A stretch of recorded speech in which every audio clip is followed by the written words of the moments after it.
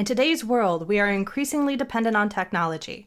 Our business and personal lives rely on it, but as you've probably noticed, it's unreliable. Our computers are slow, so we end up squinting at smartphones and tablets. The jokers we pay to fix our stuff have no clue what they're doing. We live in constant fear that something's going to happen to our personal data. So we're scared into paying for fake protection that proves useless when disaster strikes. Update attacks, fake Wi-Fi, cloud control, intelligent, successful people feel intimidated by the chaos and think it's somehow their fault. If they only knew what the industry was doing to them, they'd get torches and pitchforks. If only we had someone to explain it all in plain English so we can start protecting ourselves. Oh wait, we do! It's the Computer Exorcist Podcast with your host, Mark Anthony Arena.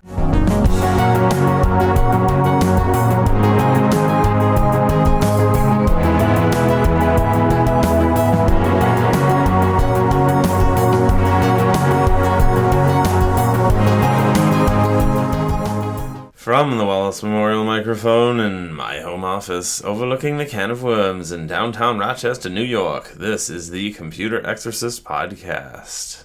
Thanks so much for joining me today.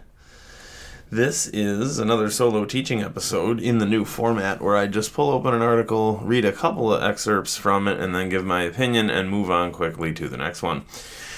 We are today going to finish off December of 2021, so we're only like 4 years behind now. Of course, this is fall of 2025. But if you have feedback, let me know. What do you prefer more? Right now, I'm just reading articles from the time period, wherever they may be, so we're hopping around to different subjects. Would y'all prefer if I do an episode where it's, oh, hey, here's all the articles on Tesla for the past year, or here's all the articles on Microsoft for the past year? Would you prefer an episode that's focused on a certain topic, or do you like when I hop around so you get some variety and you don't hear me obsess over one thing for a whole episode? Let me know. Okay, here goes. We're going to blaze through some articles here and finish off the year 2021. This one comes from listener Matt, and it's from Wall Street Journal. Elon Musk needs China. China needs him. The relationship is complicated. This is December of 21. To attract Tesla, the government rewrote its rules for foreign auto businesses, but now the company is entering bumpier terrain. To give you some backstory, there are a couple of outside brands, foreign brands outside of China, that have been operating in China for quite a few years, right? You have General Motors, especially Buick. The Chinese love Buick because their last emperor of China drove a Buick. So even though we don't care that much about Buick in the U.S., that's why Buick was allowed to live and Pontiac and Saab and Saturn were ended, because the Chinese like Buick. Okay, then there's also Volkswagen and let's see here, what else? Mainly Buick and Volkswagen are the Chinese favorite foreign brands. Of course, there's Lamborghini, they like that, and so on. But here's the point. If you wanted to sell cars in China, if you wanted to build them there, you had to partner with a local company like SAIC or Chery or many others. China rewrote the rules for Tesla. When Tesla wanted to come in, they saw that they were a big fish, and they saw that they were electric, they saw they were different, so they said, you know what, we're going to rewrite the rules. You don't have to partner with a local company here.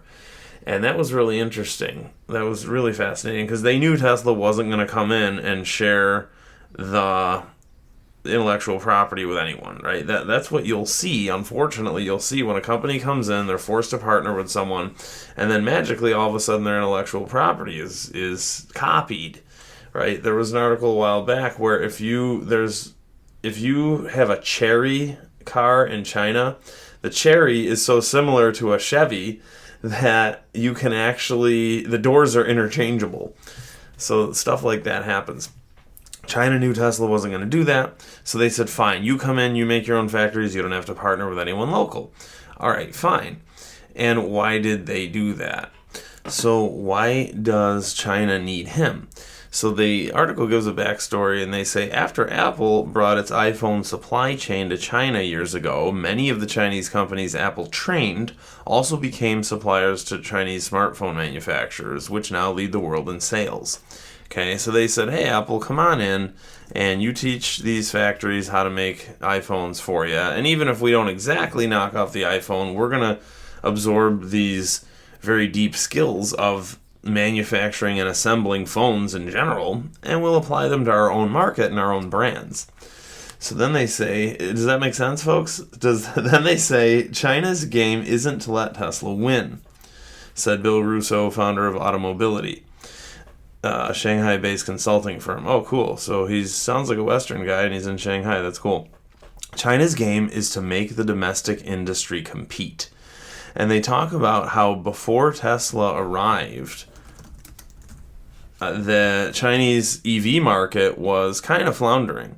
And afterward, right, just like Tesla did in the US, it sparked the EV market. Okay, so in the US and in China, the existence of Tesla inspired others that it was possible to create EVs, that it was feasible and viable. And I find that really interesting. And this was back in 2021, right? So imagine now. And I remember way back a couple years ago, it was a few years before 21, Tesla opened up most of its patents. And Elon Musk said, all our patents are belong to you, which is a reference to an internet joke. All your base are belong to us. And he said, we're not in it to make money. We are in it to spark EVs. I believe in EVs so much that I don't care who does it. I just want EVs to be viable in the market. Isn't that, if you think about it, folks, isn't that incredibly secure of a person, right? All these other brands out there, they're all PowerPoint monkeys, they're all pea-brains, and they're so desperate and jealous and insecure that they have to guard all their secrets. And meanwhile, Tesla says, we're going to open up all our patents, and still they dominate. And still they dominate because they're secure. And look, folks, I'm guilty of this too, right? In 2008, many of you know, I tried to create what would have been the first streaming platform, the first streaming device. But I was told by a lot of retirees, you should guard your secret jealously. So we guarded our secret. We didn't tell anyone about it, and we eventually didn't launch because we were so insecure about it, okay? So that's that. Certainly Tesla has to watch out that China isn't going to use him, and because of the fact that they're not partnering with a local thing, if they're doing their own thing in their own factory, okay, then people won't take as much away from them, but still, that's really interesting. So we'll see if China ends up using Tesla. Coming soon, we're going to talk about CATL, which is a Chinese EV battery provider, and supposedly CATL has come up with a sodium battery which charges faster and lasts longer and lasts many more years and so on. So that's going to be really interesting if that comes to fruition. All right, here's another bit of news which is really interesting. Lest you thought Zoom was secure. This was a class action settlement I got in an email from a law firm, and it says a settlement has been reached with Zoom Video and alleging the privacy and security issues with the Zoom application. Plaintiffs allege that Zoom shared certain information with third parties, either advertisers or governments, and I think I remember hearing about that. They should have done more to prevent unwanted meeting disruptions by third parties. All right, you know what? So that was where people would come into Zoom prayer groups, let's say, and they would put naked pictures and scare everyone. So Zoom added the ability to do a password. All right, fine, that stopped a lot of that. And Zoom also added the ability to have the meeting moderator approve of each attendee. That's fine. I honestly don't think Zoom should have been liable because they didn't put those protections in the first place. The whole industry starts out as a Wild West, and then it becomes a brutal control freak place. So that's how that works.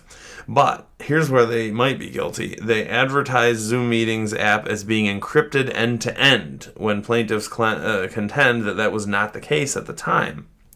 All right? So here's the deal with Zoom. Don't trust any of this stuff, even if it claims to be encrypted end-to-end. Look, if they're doing it here, imagine who else is doing it, right? All your smartphones and your Apple says, oh, everything's encrypted, yeah.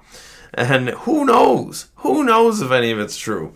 Always look at small alternatives, as they call them. Look at the underdogs. I've talked about Jitsi before. That's meet.jit.si. So meet.jit.c. And with Jitsi, you can start a meeting, and as long as you both know, type in the same meeting room, you don't have to have passwords, and you don't have to have cybersecurity and whatever. I mean, still you have to be careful because we really don't know. They allege it's end-to-end encrypted, but who knows, right? And just assume that everything you do on webinars will eventually be seen, right? Just assume that anything out there, just speak as if you're at a dinner party, as they say in ham radio. Just assume that it's not totally locked, okay? So that's that. Check out Jitsi. So, next one, this is autoweek.com. And this is 2021. Tesla crashes into back of bus in California. The crash follows a series of seemingly similar accidents.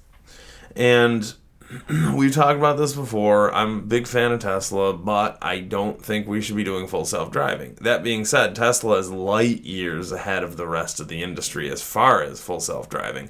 So if you're going to do it, Tesla's certainly the best.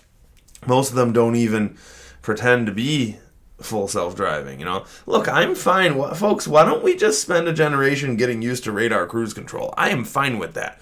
I was talking to my buddy last night about that.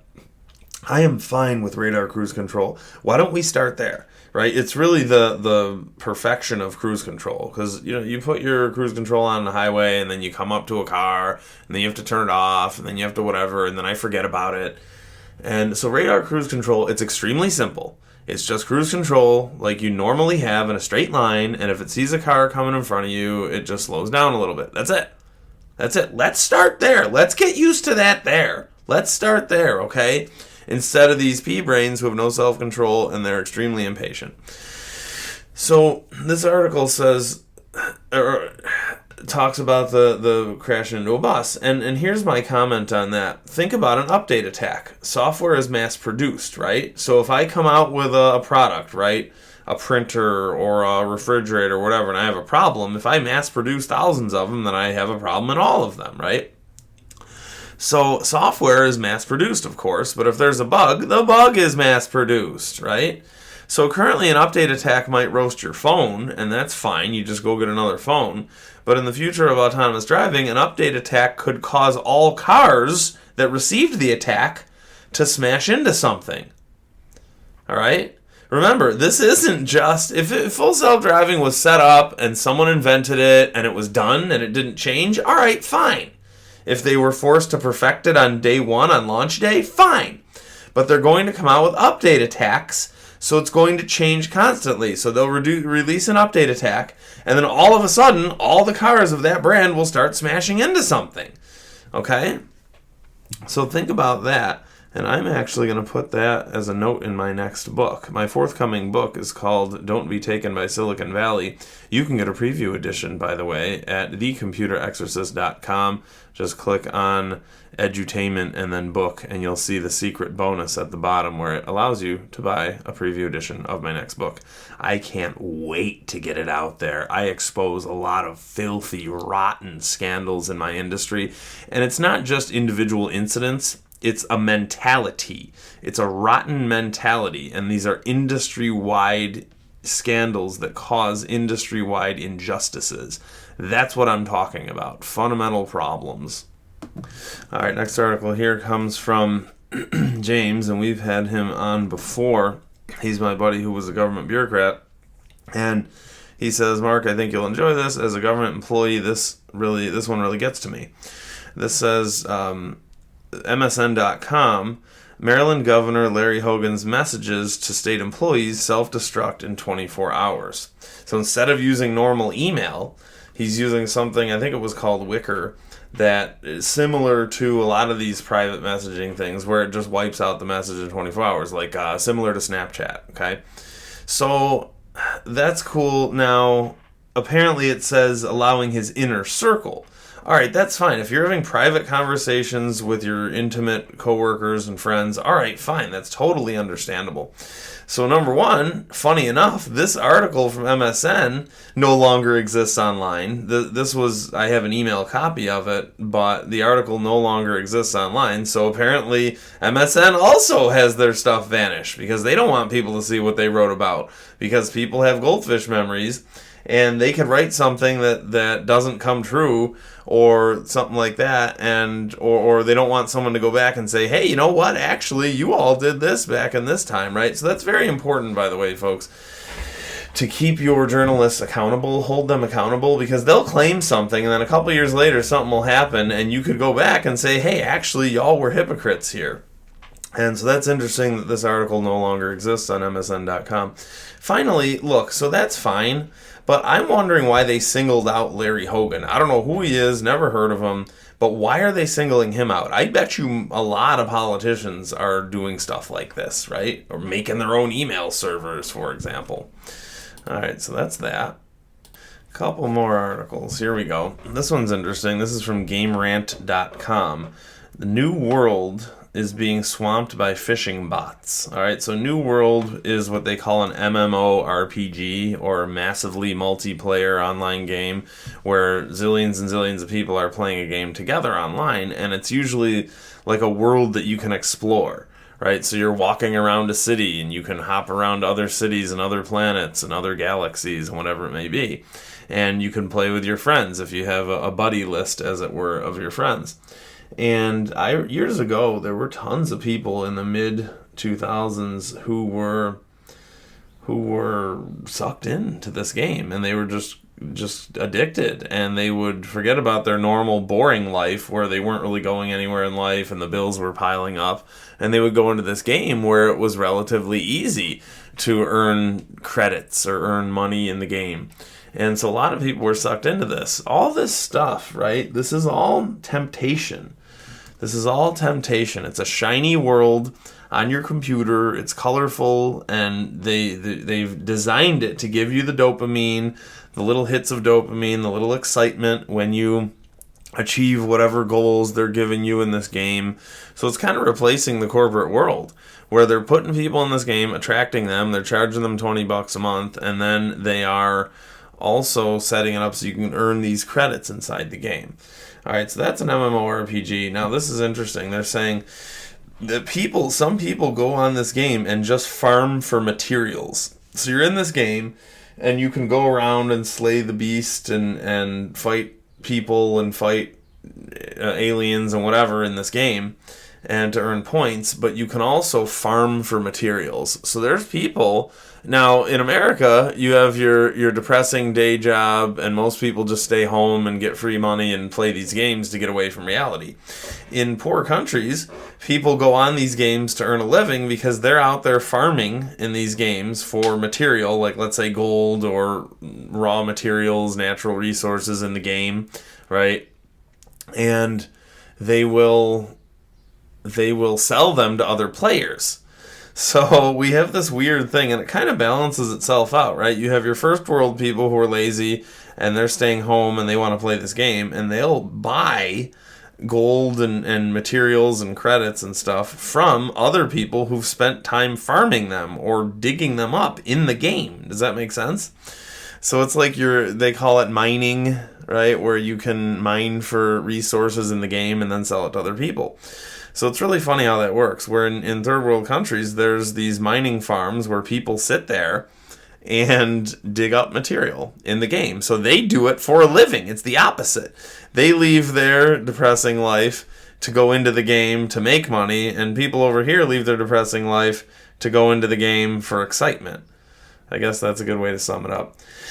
So that's fine. There are people who farm for materials out there in the game. Everyone's wasting their life, all right? All these people are wasting their lives. First world, third world, second world, everyone. You're all wasting your lives, all right?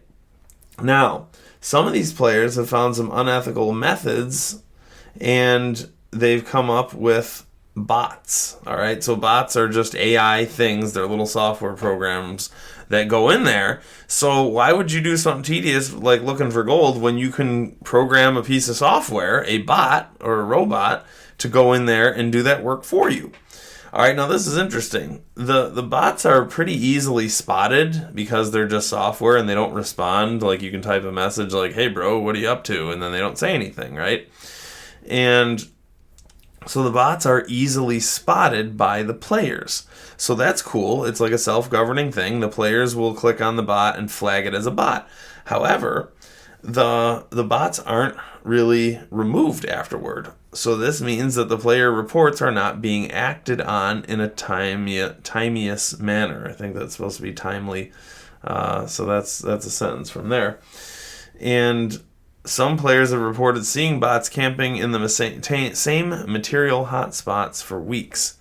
These bots have therefore severely impacted the in-game economy, right? The first one of these MMORPGs to really take off was Second Life.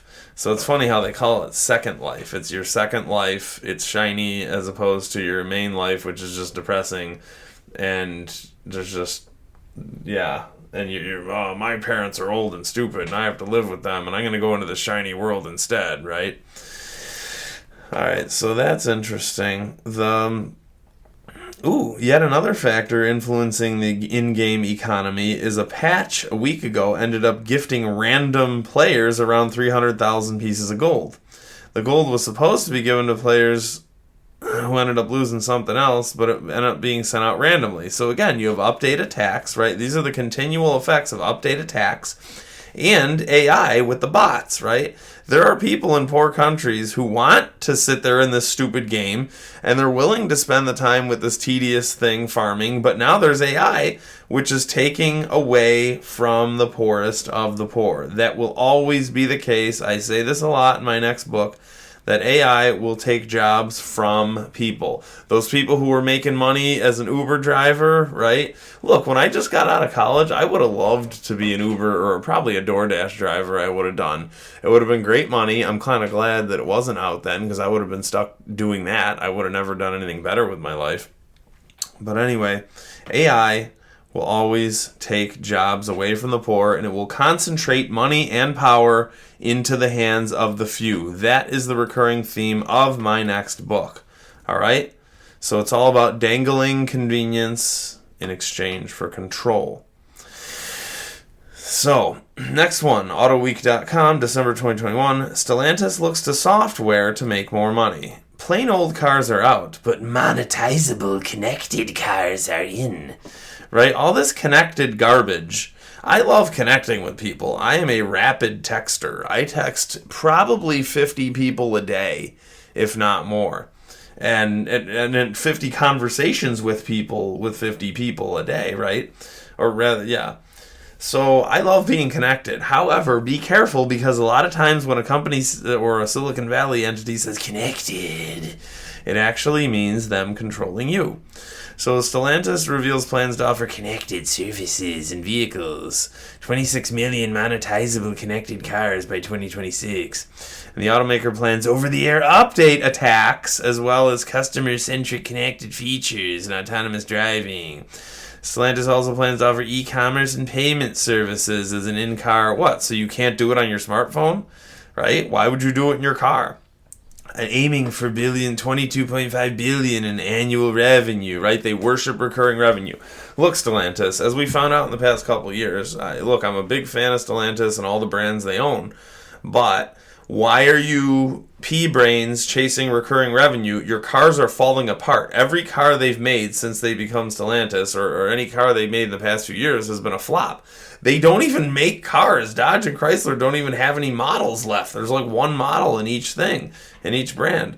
So why are you pea-brains chasing some stupid idea of milking your clients for stuff like rentable heated seats and all this stuff? Ooh, we're going to be our electrification and software strategies will support the shift, right? Industry-wide scandal.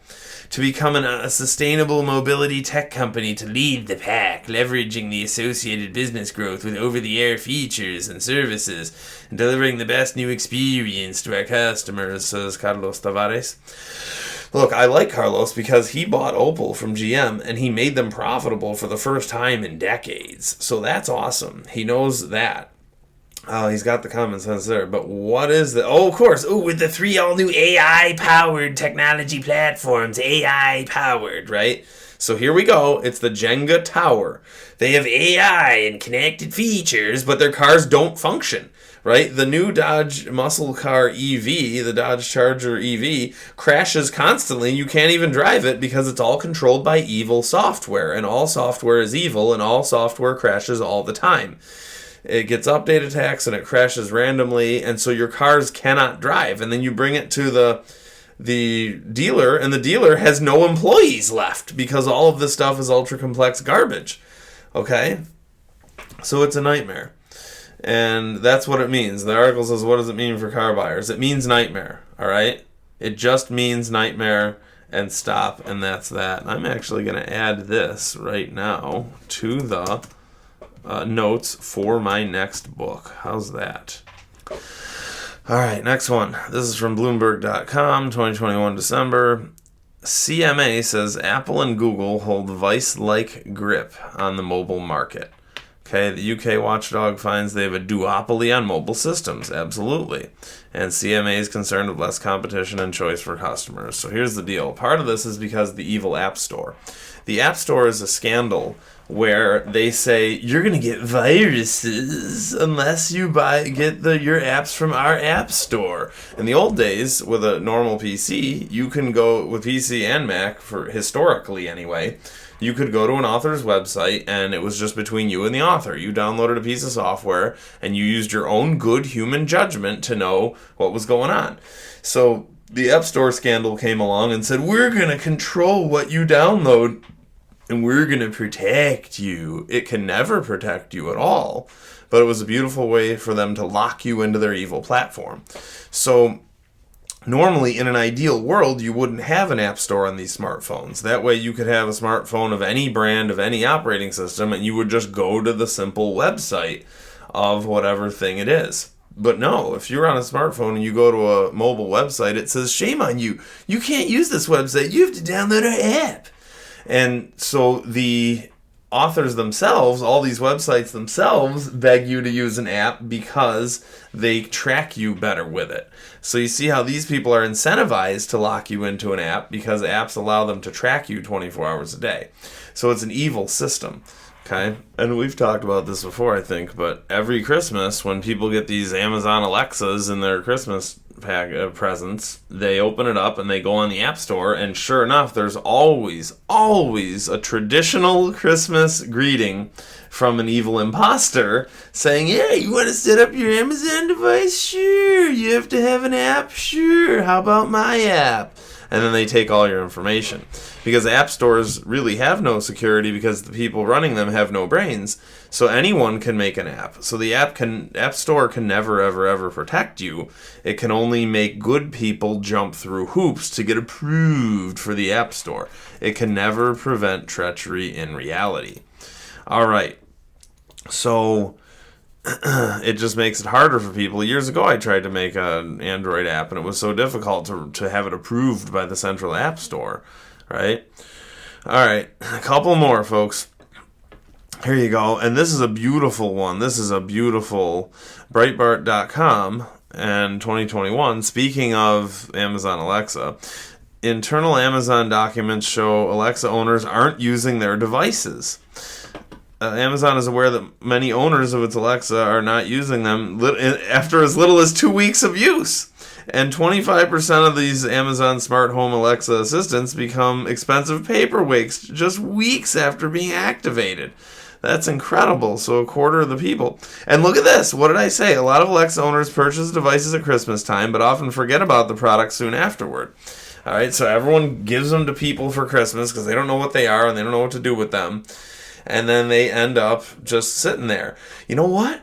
You know what? Amazon doesn't care because as long as it's still connected, it's still recording you. That's what they actually care about. So they're actually fine with you forgetting about it because it's still recording you. That's interesting. Yeah. And the assertion that Alexa growth is slowing is not accurate. The fact is Alexa continues to grow. We see increases in customer usage, and Alexa is used in more households around the world. Well, sure, every Christmas more households get it, they plug it in, and they forget about it. So it is increasing that way. No one's using it, but people are being used by it.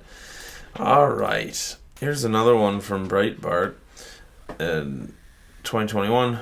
December, privacy wins. Google rival DuckDuckGo enjoyed 46% growth in 2021.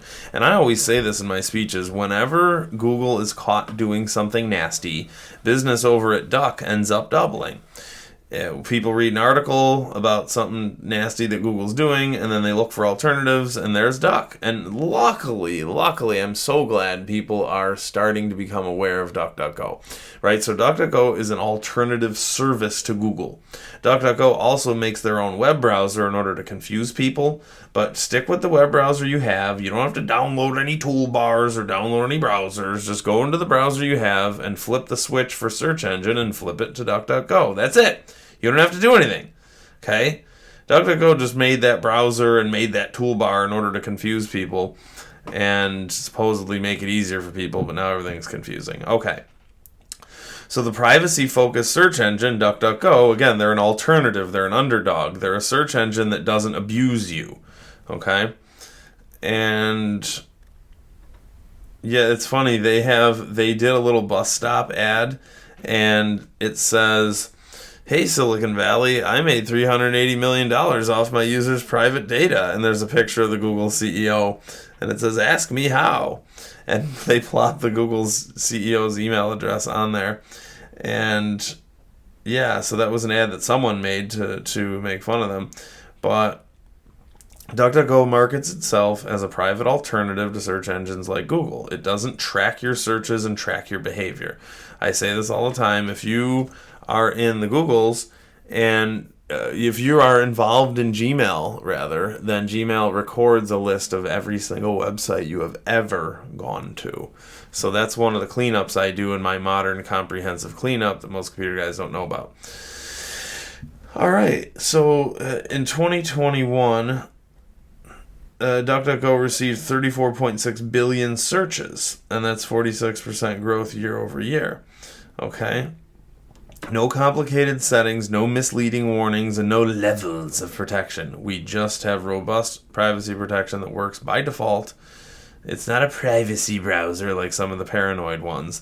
It's an everyday browser that respects your privacy because there's never a bad time to stop companies from spying on your history, right? And again, it's okay if you as a company want to know basic demographics about your clients, but it's a little crazy where Google and Facebook record everything or close to everything about you.